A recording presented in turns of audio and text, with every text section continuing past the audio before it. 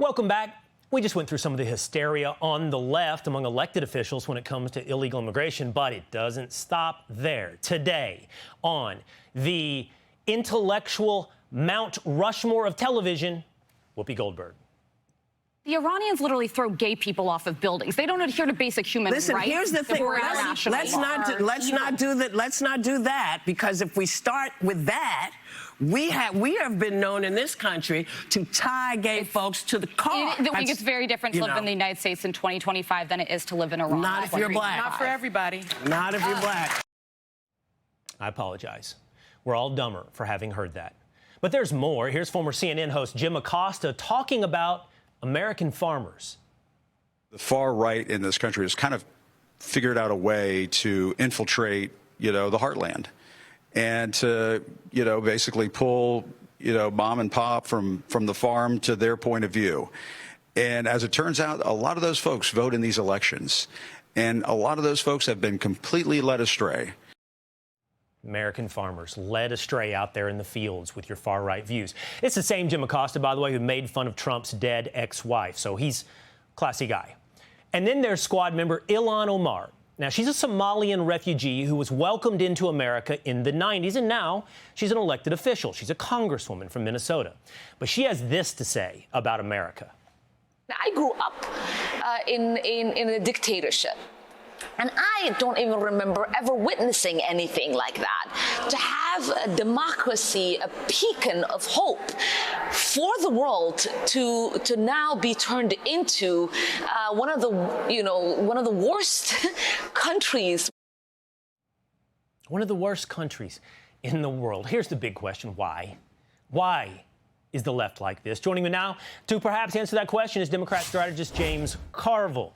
We've welcomed in on several occasions. We always like having him here as he comes laughing in. I'm really disappointed you're not sitting there with an LSU hat on. Of all the times, you're in the College World Series and you're not here to represent your Tigers. Oh, can barely see it, James. There we go. I think I have an LSU shirt on. It's white on white. Thank you. Okay, well, I'm sorry. I'll try to get something that stands out more in the future. We play Arkansas tonight, and we're very excited and very honored to be there. And I'm sure our youngsters will do a good job. All right. Well, those pleasantries behind us, James. Why? By the way, James, you've done a great job in calling out your party, calling out the left on honestly how it's kind of become a weenie when it comes to men, condescending and talking down and ostracizing men. I've heard you say that. But I think you got a deeper problem in the way that the left is talking about America. But if I took everything that they all said, it wouldn't amount to what Mike Lee said, who's actually a United States Senator, who actually said something very harmful and very hurtful and has not apologized for it. So, I mean, we can go on. I'm not here to defend Whoopi Goldberg. She makes enough money. She has a big enough forum to do that. That's not any kind of a problem. Bobby Kennedy is going to kill more people than any cabinet secretary maybe in history with his idiotic vaccine policy, which is the greatest public health intervention in the history of the world of vaccines. Okay, hold on. Let's take a couple of those piece by piece. First of all, I'll work backwards. Let's start with Bobby Kennedy. I assume you're talking about him placing the Vaccine Advisory Board, replacing it with some people who have some skepticism about some vaccines, not vaccines at large, but running a cost-benefit analysis and being honest about there are downsides to some vaccines and they're not always right for every person. That's a far cry from you sitting here today going, he's going to kill millions of Americans. Certainly, he has expressed vaccine skepticism at every point. Every notable public health person thinks that vaccine is the greatest public health innovation in the history of the world. There are hundreds of millions of people. What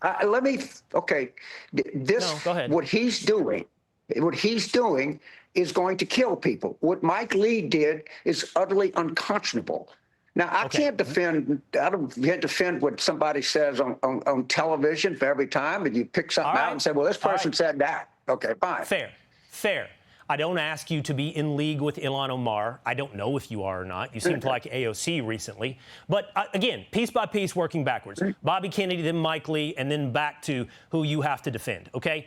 On Bobby Kennedy, You're treating vaccines as though it's a singular object, a singular symbol. It's one whole thing. You talking about the greatness of vaccines is correct, but that doesn't mean every vaccine for every person is right, and we ought to have a board that can look at these things rationally without, by the way, being paid by Big Pharma to green stamp every single vaccine that comes across. That seems rational, James. That doesn't seem anti-vaccine.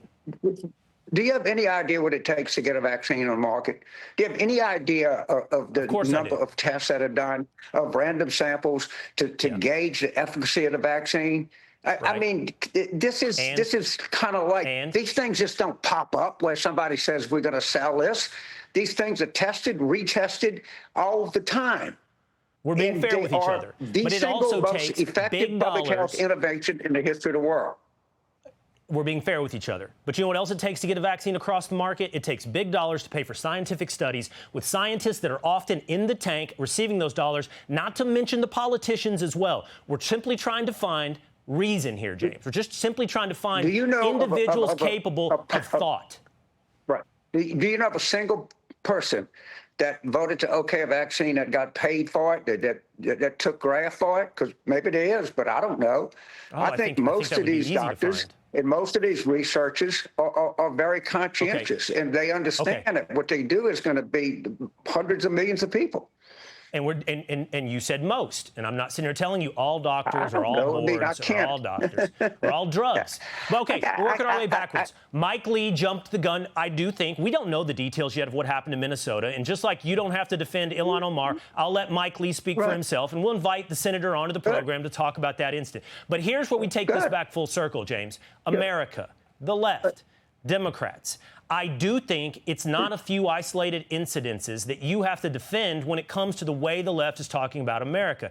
Look at this image, okay? Again, this guy isn't your buddy, but this was a demonstrator in Los Angeles on top of a burned-out Waymo waving a Mexican flag after the ICE riots last weekend. That, to me, is something that's a problem not just for his legal future, but also for your party and what it symbolically now has embraced, which I think we're getting a lot of examples, is anti-American.